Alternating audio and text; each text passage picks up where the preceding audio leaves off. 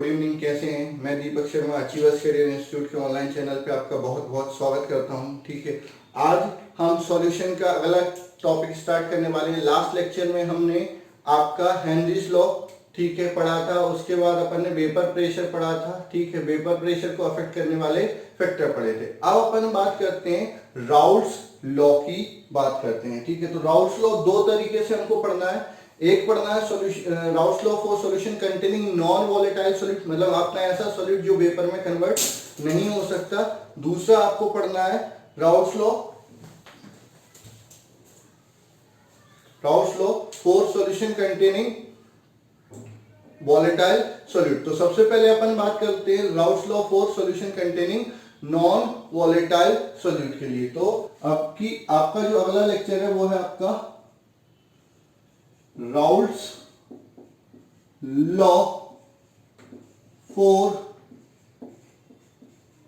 Solution containing non volatile solute. Raoult's law for solution containing non volatile solute, मतलब आपको Raoult's law पढ़ना है, लेकिन किसके लिए पढ़ना है? ऐसे सॉल्यूशन के लिए पढ़ना है जिसमें जो सॉल्यूट है वो नॉन वोलेटाइल यानी वेपर में कन्वर्ट नहीं हो सकता। जब सॉल्यूट वेपर में कन्वर्ट नहीं हो सकता तो जो टोटल वेपर प्रेशर आएगा वो सॉल्वेंट के कारण ही आएगा। इसलिए आपका जो टोटल वेपर प्रेशर होगा सॉल्यूशन का वो सॉल्वेंट के मोल फ्रैक्शन के डायरेक्टली प्रोपोर्शनल हो जाएगा। तो ये क्या बोलता है? According to this law, according to this law, the vapor pressure of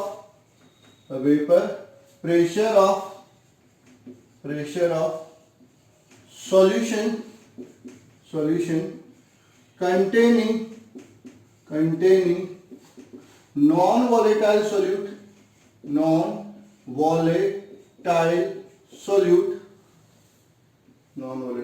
solute is directly proportional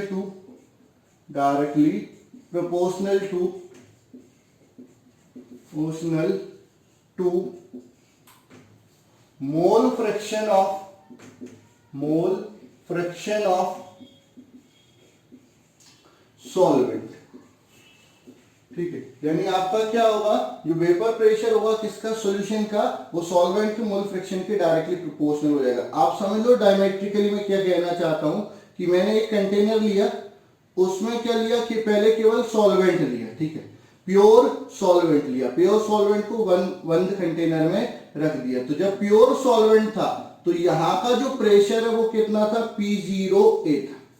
यहां का जो प्रेशर था वो कितना था? P0A, यानी प्योर सॉल्वेंट का वेपर प्रेशर था।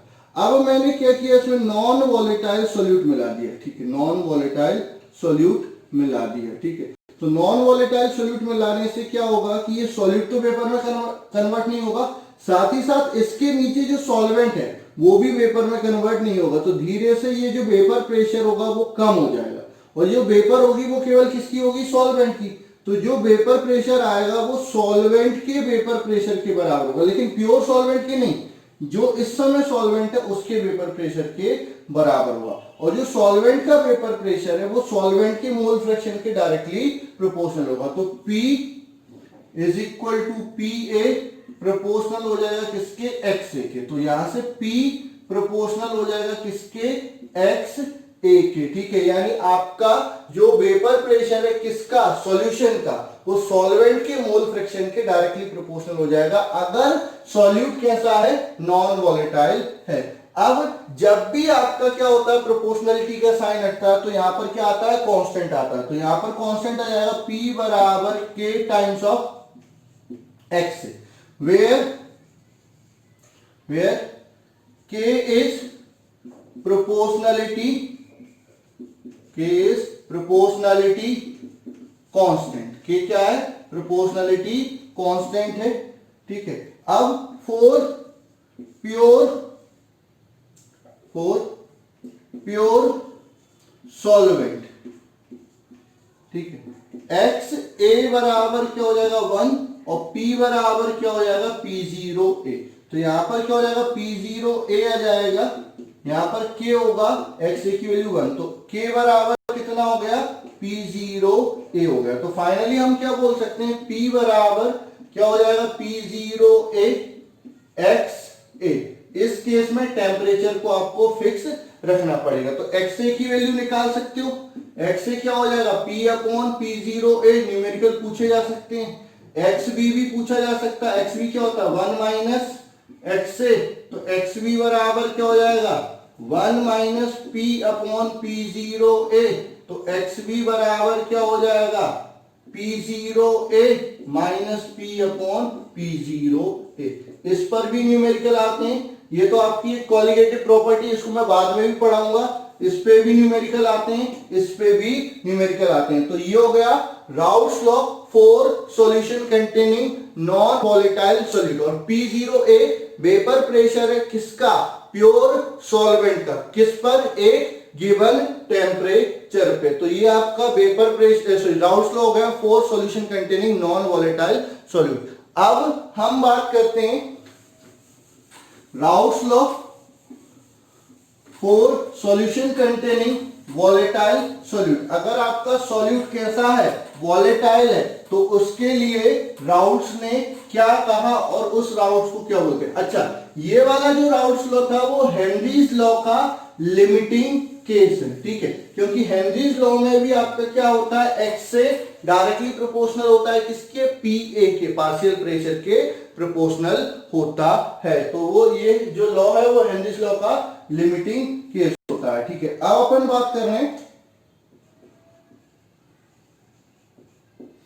Raoult's law for solution containing volatile solute। Raoult's law for solution containing volatile solute, ठीक है। तो अब अपन बात कर रहे हैं जो सॉल्यूट है वो भी आपका क्या होगा, वेपर में कन्वर्ट होगा, ठीक है। तो ये क्या बोलता है, according to this law, according to this law, the partial vapor pressure of each component is directly according to this law, the partial vapor pressure of each component is directly proportional to its mole friction, ठीक है। क्या होता है कि आपके जितने भी component है सब अगर वेपर में कन्वर्ट हो सकते हैं, तो हर एक का अपना एक पार्शियल प्रेशर होगा। तो हर एक कंपोनेंट का जो पार्शियल प्रेशर है उस कंपोनेंट के मोल फ्रिक्शन के डायरेक्टली प्रोपोर्शनल होगा। ये कौन बोल रहे हैं, राउल्ट बोल रहे हैं। समझो क्या है कि आपका ये यहां पर क्या है, सॉल्वेंट था।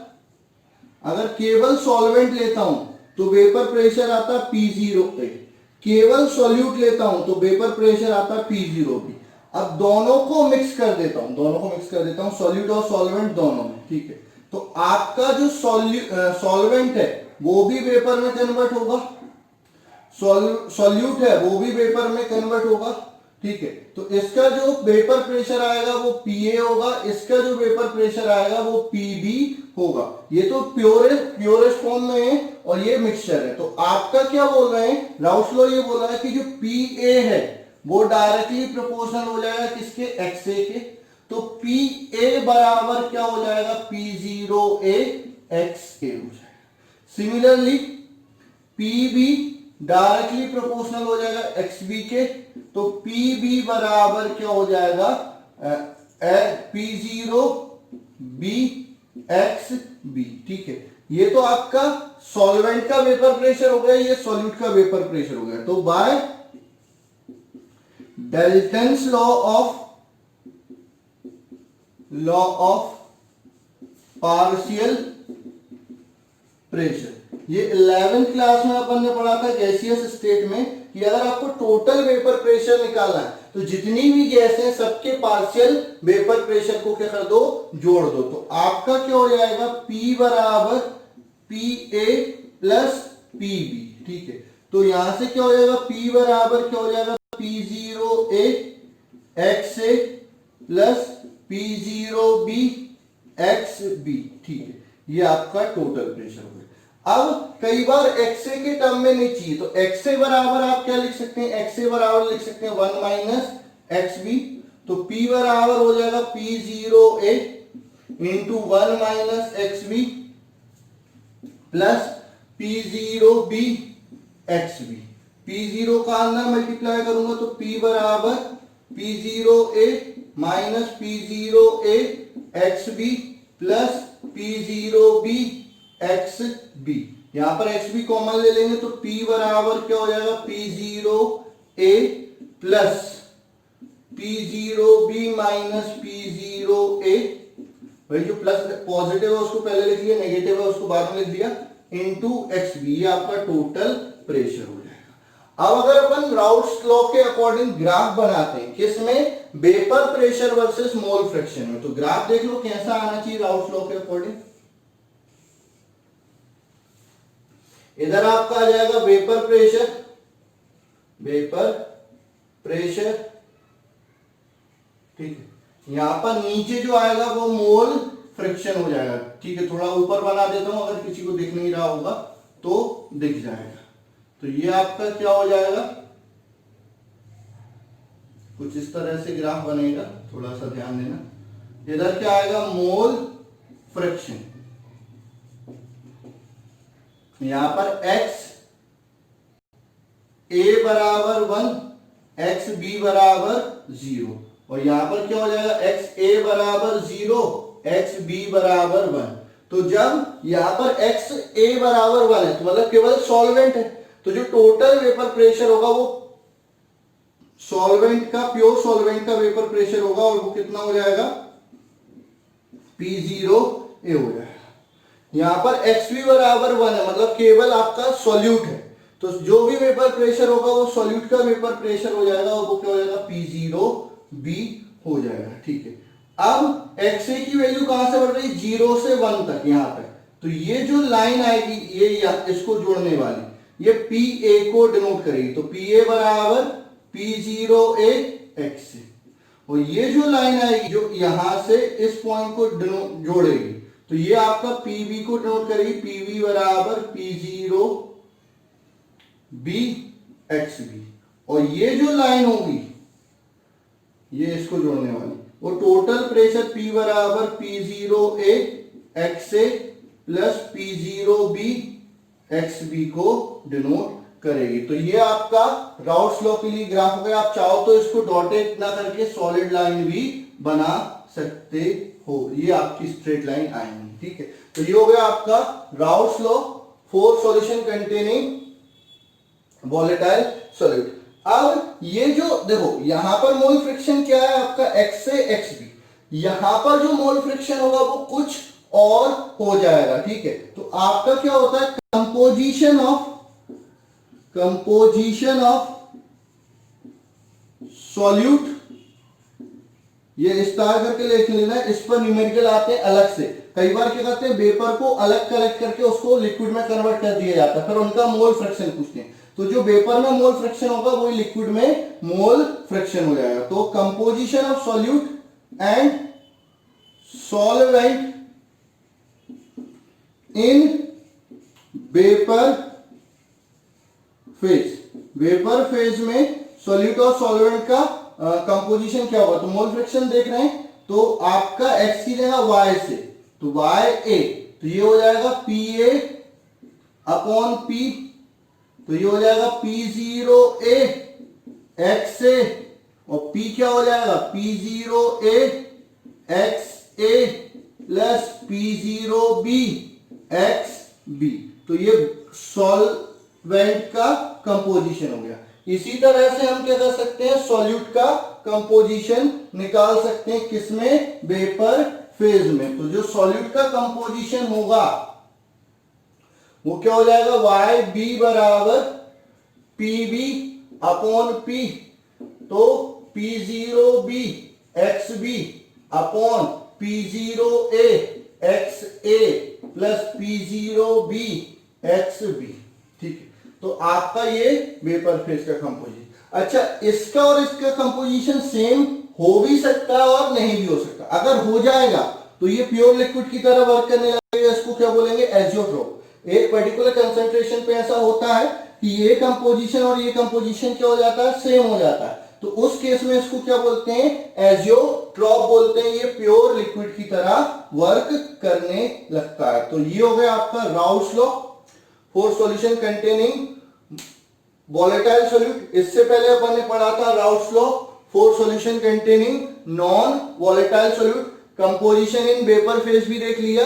अगर कंपोजिशन ऑफ वेपर फेज और लिक्विड का सेम होगा तो वो क्या कहलाएगा, एजियोट्रोपिक मिक्सचर कहलाएगा या एजियोट्रॉप कहलाएगा। ठीक है, अब हम बात करते हैं classification of solution on the basis of Raoult's law. Raoul's law के बेसिस पे सॉल्यूशन कितने टाइप के होते हैं। तो अगली हेडिंग जो आ रही है वो है आपका classification of solution on the basis of Raoult's law. Raoul's law के बेसिस पे सॉल्यूशन कितने टाइप का होता है। ठीक है, तो अगली हेडिंग लिखेंगे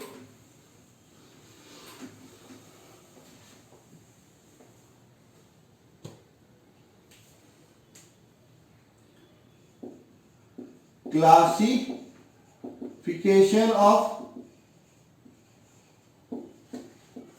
solution on the basis of Raoult's law। ठीक है, तो on the basis of Raoult's law solution are of two types। they are of two type। दो टाइप के होते हैं। कौन कौन से, पहला होता है आपका आइडियल सॉल्यूशन। ठीक है, दूसरा होता है आपका नॉन आइडियल सॉल्यूशन। ठीक है, तो आपके दो टाइप के सॉल्यूशन हो गए, किसके बेसिस पे, राउल्स लॉ के बेसिस पे। एक आइडियल सॉल्यूशन और एक नॉन आइडियल सॉल्यूशन। सबसे पहले अपन बात करते हैं किसकी, आइडियल सॉल्यूशन की। किसकी बात कर लेते हैं बेटा, आइडियल सॉल्यूशन। ठीक है, तो आइडियल सॉल्यूशन क्या होता है, those solution which obey Raoult's law at every value of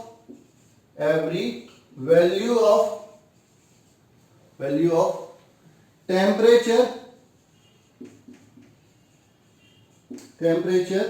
and concentration is known as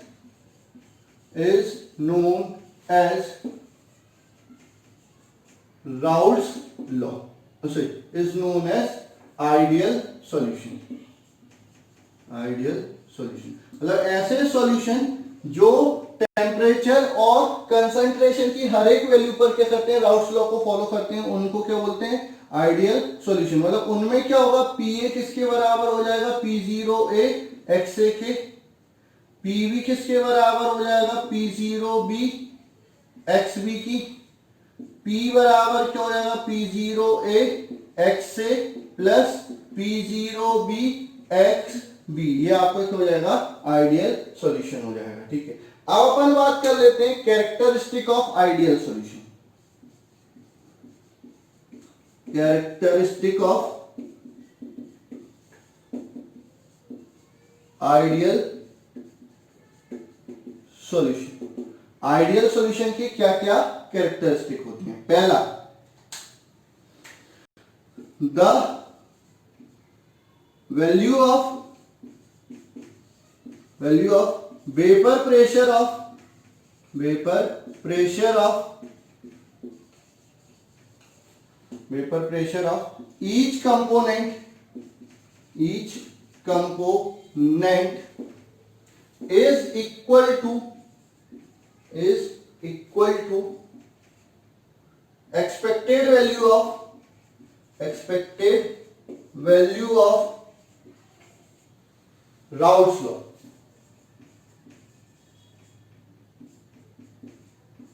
ठीक है, इसमें क्या होता है, हर कंपोनेंट का जो वेपर प्रेशर होता है उसकी जो वैल्यू होती है वो राउल्ट्स लॉ की एक्सपेक्टेड वैल्यू के बराबर होती है, यानी पी ए किसके बराबर हो जाएगा, P zero A X A के, कॉमा पी बी बराबर हो जाएगा किसके, P zero B X B के, कॉमा पी बराबर हो जाएगा P zero A X A plus P zero B X B के बराबर हो जाएगा। तो ये होता है आपका पहला कैरेक्टरिस्टिक किसका, राउल्ट्स लॉ का। अब अगला कैरेक्टरिस्टिक आप देख लेंगे कि अगला कैरेक्टरिस्टिक क्या है।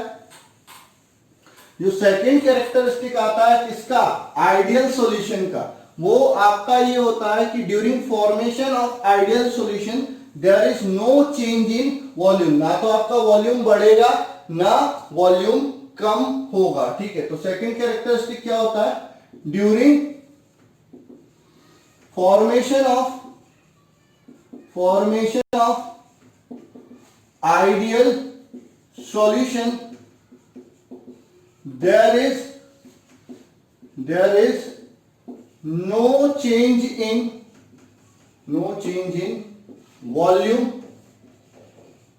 ठीक है, यानी आपका डेल्टा वी मिक्स क्या हो जाएगा, शून्य हो जाएगा, ना तो वॉल्यूम बढ़ेगा ना वॉल्यूम कम होगा। Third, during formation of ideal solution energy is neither release nor absorb,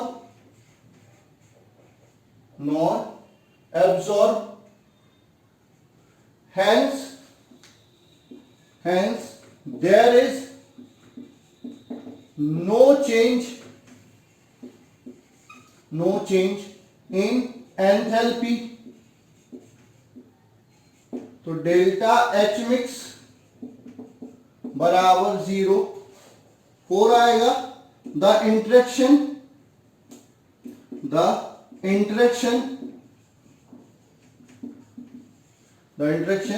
between solute and solvent molecule is equal to interaction between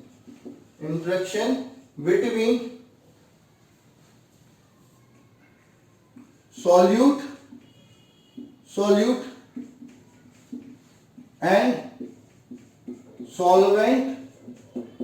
solvent molecule. ठीक है, यानी आपका क्या है, जो सॉल्यूट और सॉल्वेंट मॉलिक्यूल के बीच में इंटरेक्शन लग रहा है, ए और बी के बीच में जो इंटरेक्शन लग रहा है वो बराबर होगा किसके बीच में, सॉल्यूट और सॉल्वेंट के बीच के इंटरेक्शन के बराबर होगा। मतलब तीनों में जो अट्रैक्टिव फोर्स होगा वो बराबर होगा, इसलिए ना तो वॉल्यूम चेंज होगा ना ही एंथैल्पी चेंज होगी, कोई सा भी चीज चेंज नहीं होगी। ठीक है, उसके बाद अपन बात कर लेते हैं एग्जाम्पल। ठीक है, तो एग्जाम्पल में क्या आएगा, एग्जाम्पल में वो सारी चीजें आ जाएंगी जिनका आपका मॉलिक्यूलर मास लगभग सेम हो जाता है। तो ये हो जाएगा n hexane plus n heptane. ठीक है, इनका जो सॉल्यूशन होगा वो आइडियल सॉल्यूशन होगा। फिर ethyl chloride plus ethyl bromide. ठीक है, उसके बाद benzene plus toluene.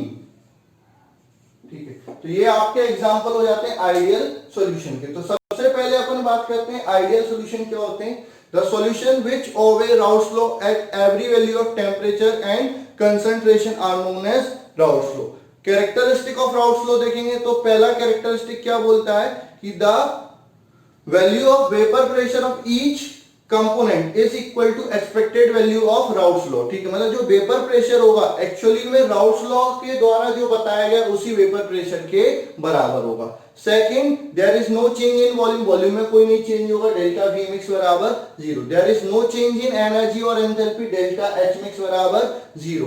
Interaction between solute and solvent molecule is same as of interaction between solute and solvent molecule, मतलब मॉलिक्यूल के बीच में जो अट्रैक्शन फोर्स होता है वो बराबर होता है। उसके बाद ये आपके एग्जांपल हो जाते हैं। तो ये हो जाते हैं आपके ideal solution.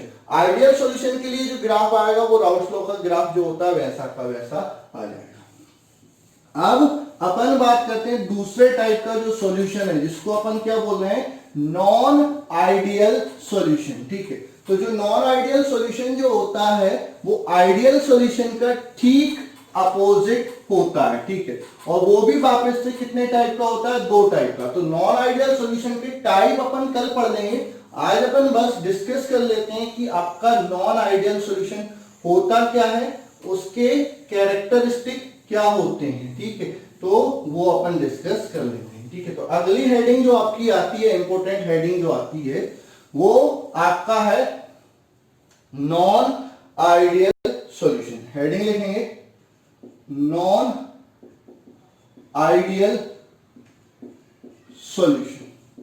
Non ideal solution क्या होता है, the solution which do not obey Raoult's law at every value of temperature and concentration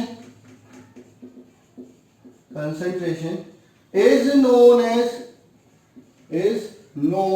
as non-ideal solution। non-ideal solution, ठीक है, मतलब ऐसा सॉल्यूशन जिसमें जो होता है राउल्स लॉ वैलिड नहीं होता टेम्परेचर और कंसंट्रेशन की किसी भी वैल्यू पर, उसको क्या बोलते हैं, नॉन आइडियल सॉल्यूशन। मतलब उसमें क्या होगा, पीए बराबर नहीं होगा किसके, P0A XA के, कॉमा PB बराबर नहीं होगा किसके, P0B XB के।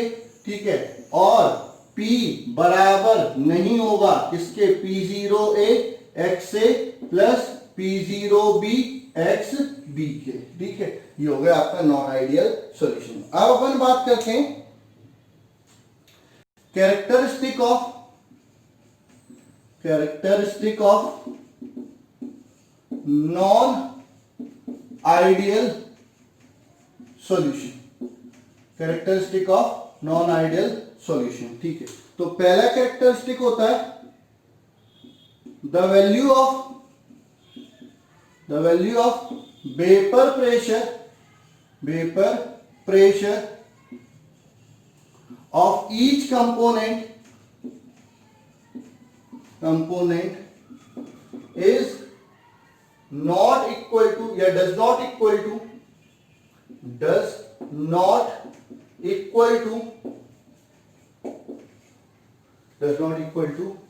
expected value of Raoult's law।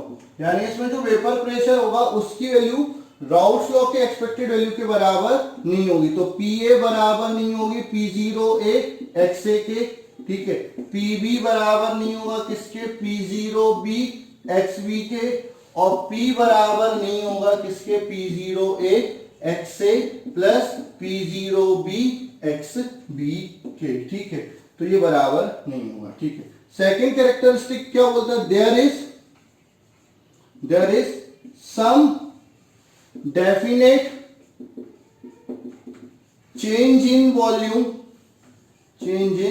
Volume during formation of solution. जब सॉल्यूशन बनता है तो वॉल्यूम में कुछ ना कुछ चेंज होता है, तो delta V mix does not is equal to 0। आपका वॉल्यूम में कुछ ना कुछ क्या होगा, चेंज होगा। Third, there is some definite change in energy और एंथैल्पी। ठीक है, इसमें एनर्जी और एंथैल्पी चेंज होगी, तो डेल्टा एच मिक्स ये भी आपका शून्य नहीं होगा, मतलब 0 नहीं होगा, यहां पर भी कुछ ना कुछ चेंज होगा। फोर्थ आएगा the interaction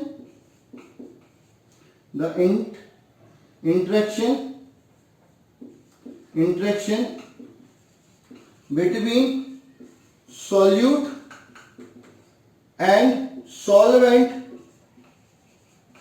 is not same as of